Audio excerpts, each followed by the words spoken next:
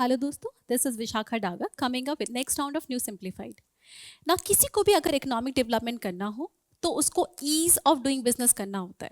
हमने भी ठान लिया था कि हम तो टॉप 50 रैंक लेकर आएंगे और इंडिया ने किया भी ऐसा। हमारी रैंकिंग इंप्रूव हो गई 100 इन 2017 टू 77 टू 63 रिसेंटली। जब हमको सेलिब्रेट करते तभी वर्ल्ड बैंक ने इस रिपोर्ट को ही निकाल दिया। तो आज हम उसे ही डिस्कस करेंगे, why world bank has stop using ease of doing business report. तो आज हम एक ये डिस्कस करेंगे, साथ में हम देखेंगे वर्ल्ड बैंक क्या है और बाकी वर्ल्ड बैंक की कौन सी रिपोर्ट है, और इसके साथ हम ये भी डिस्कस करेंगे कि इंडिया की अपनी कौन सी ease of doing business report है। चलिए, पर पहले सवाल का जवाब दीजिए। The service trade and restriction report जो कि रिसेंटली न्यूज में थी, इनमें से कौन सी ऑर्गेनाइजेशन निकालता है? आपका world bank, world economic forum, IMF या वर्ल्ड ट्रेड ऑर्गेनाइजेशन? चलिए, वीडियो के अंत में आपको जवाब दूंगी ही। आगे बढ़ते हैं। सबसे पहले देखिए, वर्ल्ड बैंक की ease of doing business report होती क्या थी। वर्ल्ड बैंक की ease of doing business report इसने 2003 में निकाली थी, जो कि कॉम्प्रिहेंसिवली असेस करता था कि बिजनेस करने वाले जो पैरामीटर्स हैं उस पर सारी स्टेट कैसा परफॉर्म कर रही हैं, जितनी भी मेंबर स्टेट हैं इसकी। इसके लिए इसने क्या किया, पूरी लाइफ साइकिल अप्रोच यूज की कि बिजनेस शुरू होने से लेकर अंत होने तक जितने भी इंडिकेटर्स होते हैं उन पे सारी स्टेट कितना परफॉर्म कर रही है।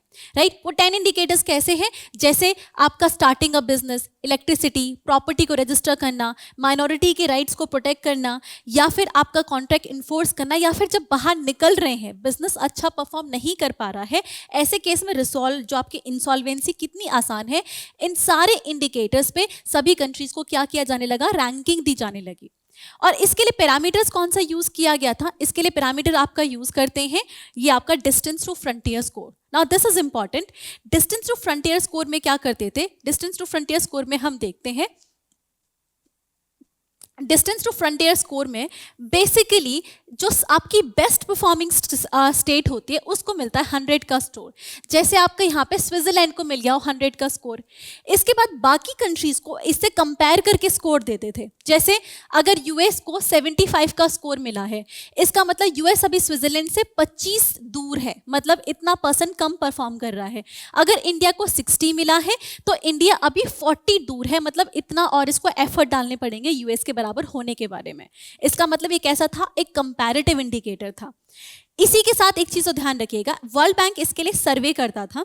जैसे जो मेंबर कंट्रीज हैं उनकी मेन सिटीज में जाना है, उनकी मेन सिटीज में वहां के बिजनेस ओनर और बाकी स्टेक होल्डर हैं, उनका ओपिनियन, उनका सर्वे ले लेना है basically. This was how world bank इस रिपोर्ट को निकालता था। जैसे अगर इंडिया में देखा जाए तो हम इंडिया में 2 मेजर सिटीज कवर होती थी, that is Delhi and Mumbai, जहां पे दिल्ली का 47 वेटेज था, मुंबई का था 53। ओके, अब हमने भी सोचा कि हम भी वर्ल्ड बैंक में अच्छा करेंगे, तो हमारी रैंकिंग तो इंप्रूव होने लगी। जैसे 2019 में हमारी 63 है, बट 2017 में 100 थी और 2018 में 17। इस तरीके का अपवर्ड कर्व हमारा देखा जा रहा था। पर जब तक हम इसे सेलिब्रेट करते तब तक अब वर्ल्ड बैंक ने इस रिपोर्ट को निकाल ही दिया।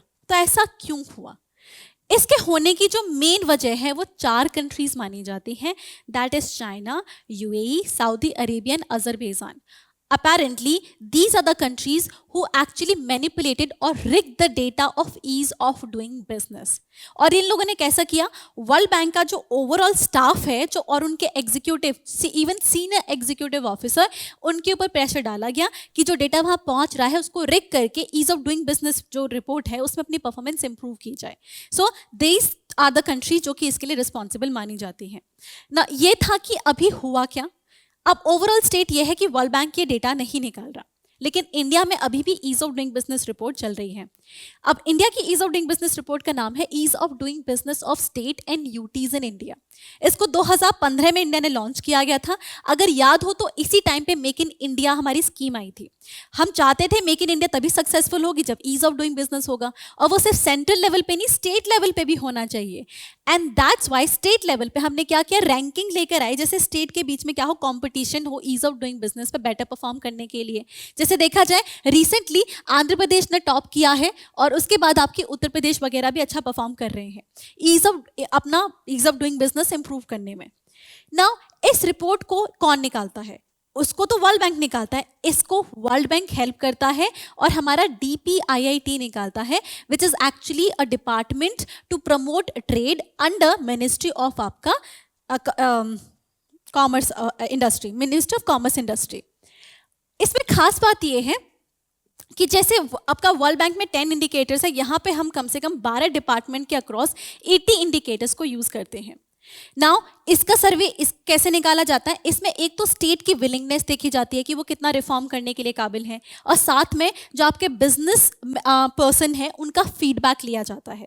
So this is how this report is being released. अब चलिए आते हैं वर्ल्ड बैंक के ऊपर। वर्ल्ड बैंक को देखा जाए तो recently I talked about Britain wood conference. World bank is one of the 2 institution जो कि ब्रिटेन वुड कॉन्फ्रेंस में बने थे, जो कि 1944 में हुई थी। एक IMF और एक आपका वर्ल्ड बैंक, ये दोनों एक साथ बने और ये एक धागे से जुड़े हुए भी हैं कि वर्ल्ड बैंक का मेंबर होने के लिए आपको IMF का मेंबर होना पड़ेगा, एंड दैट्स व्हाई दोनों की मेंबरशिप अभी भी 189 है बराबर। अच्छा, ब्रिटेन वुड कॉन्फ्रेंस, इसमें केन्स का बहुत बड़ा रोल था। Is considered as the founder of these institutions, जिन्होंने इसके बारे में बात की थी। वर्ल्ड बैंक जब बना था वो मार्शल प्लान को इंप्लीमेंट करने के लिए बना था। आपको पता होगा यूरोप बाइफर्केट हो गया था, ईस्टर्न यूरोप में और वेस्टर्न यूरोप में, और वेस्टर्न यूरोप को वापस रिकंस्ट्रक्ट करना बहुत ज़रूरी था बिकॉज वर्ल्ड वॉर ने कंप्लीटली उसको टॉर्न अपार्ट कर दिया था। तो मार्शल प्लान बना था उसको डेवलप करने के लिए, उसको प्रॉपर इंप्लीमेंट करने के लिए आपका वर्ल्ड बैंक बनता है। पर 1960s तक आते आते मैंडेट इसकी डेवलप कंट्री से डेवलपिंग कंट्रीज को रिफॉर्म करने में हो जाती है। इनफैक्ट अब वर्ल्ड बैंक का मैंडेट है पॉवर्टी रिड्यूस करना, मतलब दिस इज लाइक आप जितने मैंडेट पढ़ते हो पर मेन ऑब्जेक्टिव इसका पॉवर्टी रिड्यूस करना है। उसके लिए क्या करता है, उसके लिए अप्रोच यूज करता है कि ऐसे इंस्टीट्यूशंस को लो इंटरेस्ट रेट पे लोन प्रोवाइड करना है।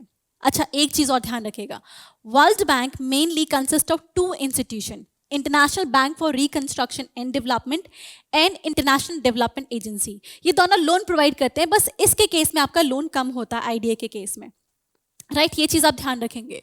तो इसके 2 एजेंसी से आपका वर्ल्ड बैंक बनता है, बट वर्ल्ड बैंक ग्रुप आपका 5 इंस्टीट्यूशन से बनता है। तो इस तरीके से ध्यान रखना है कि ये ऐसे है कि वर्ल्ड बैंक ग्रुप 2 इंस्टीट्यूशन से बनता है, ये वर्ल्ड बैंक आपका वर्ल्ड बैंक 2 इंस्टीट्यूशन से बनता है, IBRD NIDA, बट आपका वर्ल्ड बैंक ग्रुप आपके 5 इंस्टीट्यूशन से बनता है, जिसमें आपका ये आता है, ये आपका वर्ल्ड बैंक ग्रुप है, IBRD IDA, साथ में आपका international finance corporation, multilateral investment guarantee agency and international centre for settlement of investment dispute.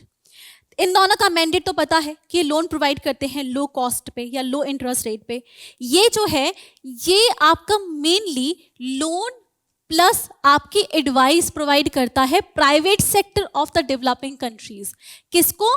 Private sector को। ये आपके प्राइवेट सेक्टर को लोन प्रोवाइड करता है फॉर द डेवलपमेंट। तो ये आपका प्राइवेट सेक्टर के लिए हो गया। ये जो है मीगा या मल्टीलैटरल इन्वेस्टमेंट गारंटी एजेंसी, इनके नाम में गारंटी है और ये इंश्योरेंस प्रोवाइड करते हैं कि अगर कोई भी डेवलपिंग कंट्रीज में अगर FDI लेकर आ रहा है इन्वेस्टमेंट, तो देयर इज अ पॉसिबिलिटी कि उसको रिस्क होगा। कौन सा? एक तो इकोनॉमिक लॉस हो सकता है कि कंट्री डेवलप ही ना करे, दूसरा पॉलिटिकल हो सकता है कि रिजीम चेंज हो गई और इस वजह से पूरा नुकसान हो गया। तो जो पॉलिटिकल और नॉन कमर्शियल लॉसेस होते हैं उनके अगेंस्ट इंश्योरेंस ये प्रोवाइड करता है डिवेलपिंग कंट्रीज में जब बाहर से इन्वेस्टमेंट आ रही हो तो, राइट। अब आते हैं international centre for settlement of investment dispute. ये जो आपका सेंटर है इसके नाम में ही है, it provide a dispute settlement mechanism कि 2 कंट्रीज में अगर डिस्प्यूट हो जाता है तो वो यहाँ जा सकते हैं और ये आपका आर्बिट्रेशन मैकेनिज्म प्रोवाइड करेंगे। अब एक चीज ध्यान रखें, India is part of these 4 but not this. इसका हम हिस्सा नहीं है बिकॉज हम मानते हैं हमारा जो जुडिशियल प्रोसेस है वो सुप्रीम कोर्ट से जाता है, हमें सोवरेनिटी ज़्यादा प्यारी है। इसके लिए तो हमने मॉडल BIT भी हटा दिए कि जो हमारे बायलैटरल इन्वेस्टमेंट ट्रीटी में हमने क्या बोला, 5 साल तक हमारा जुडिशियल प्रोसेस यूज़ करो, उसी के बाद हम आपको अलाउ करेंगे बाहर जाना। तो इससे हम बाहर हो गए, इसलिए हम इसका मेंबर नहीं है, ठीक है, ये ध्यान रखना है। अब आते हैं वर्ल्ड बैंक की ओवरऑल रिपोर्ट। अगर रिपोर्ट देखी जाए तो वर्ल्ड बैंक की आपकी ये सारी वर्ल्ड बैंक की रिपोर्ट है और आपको लग रहा होगा इतनी याद कैसे करनी है। इसमें से कुछ तो आपको याद रहेंगी, जैसे ईज ऑफ डूइंग बिजनेस, ठीक है, कंपैरेटिवली आप इनको याद करने की कोशिश करो। ईज ऑफ डूइंग बिजनेस तो सबको याद रहती है, इतनी न्यूज में आती है। और वर्ल्ड बैंक हमेशा इकोनॉमिक और सोशल इंडिकेटर्स दोनों को साथ में लेके चलता है। तो ईज ऑफ डूइंग बिजनेस भी इसका है और ईज ऑफ लिविंग भी वर्ल्ड बैंक का है, इसको ऐसे याद रखना। साथ में वर्ल्ड डेवलपमेंट रिपोर्ट, राइट। अब वर्ल्ड सामने है, वर्ल्ड बैंक का वर्ल्ड डेवलपमेंट इसका मैंडेट है, तो वर्ल्ड बैंक का वर्ल्ड डेवलपमेंट मैंडेट ही इसकी रिपोर्ट है। अब अगर ये वर्ल्ड पे निकाल रहा है तो ऐसी रिपोर्ट इंडिया के लिए भी निकालता है। वर्ल्ड ये हो गया तो इंडिया डेवलपमेंट इंडेक्स। साथ में आप देखोगे ग्लोबल इकोनॉमिक प्रोस्पेक्ट रिपोर्ट, ये आपका गैप हो गया। वर्ल्ड बैंक क्या करता है, पॉवर्टी कम करता है और एक इनइक्वालिटी गैप को कम करने की कोशिश करता है। तो इसे इस तरीके से याद रखेंगे, world bank try to reduce the gap, तो गैप वर्ल्ड बैंक की रिपोर्ट है। साथ में आप याद रखोगे ह्यूमन कैपिटल इंडेक्स, एक आपकी जो कैपिटल इंडेक्स है वो यूएनडीपी वगैरह निकालता है, पर ह्यूमन कैपिटल इंडेक्स HCI आपकी वर्ल्ड बैंक की है। साथ में देखेंगे कि remittance report, actually remittance report आप बहुत ही कम सुनते हो, इसको याद कर लो, ये आपकी वर्ल्ड बैंक की है, इसको थोड़ा बार बार रिपीट करके। अब एक और तरीका है बाकी 3 रिपोर्ट याद करने का कि वर्ल्ड बैंक सोशल इंडिकेटर पे बहुत काम करता है, और 3 सोशल आपके इंडिकेटर होते हैं, तो वुमेन, एक होती है आपकी हेल्थ, और तीसरा होता है आपका वाटर, राइट।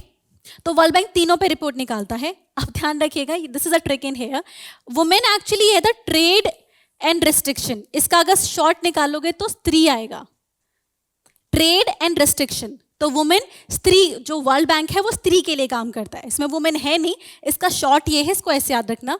और फिर आपका यूनिवर्सल हेल्थ कवरेज, तो हेल्थ के लिए काम करता है UCI, और आपका HCI, दोनों ही आपके वर्ल्ड बैंक के हैं। फिर आपका ग्रांड स्वेल रिपोर्ट, इसके ऊपर कंप्लीट वीडियो फॉरम IAS की वो आप देख सकते हैं, ये भी इसी की रिपोर्ट है। इसी के साथ हमारी वीडियो खत्म होती है। आप जरा बताइए इनमें से कौन सी वर्ल्ड बैंक निकालता है। तो ये आपकी स्त्री रिपोर्ट हो गई ना, और स्त्री रिपोर्ट कौन निकालता था, वर्ल्ड बैंक, ठीक है। इसी के साथ हमारी वीडियो खत्म होती है। Thank you so much. Current Affairs by Forum IAS is an all-in-one program that covers the dynamic aspect of the syllabus from both prelims and mains perspectives. Last year, we have helped more than 100 students crack IAS with our current affairs classes.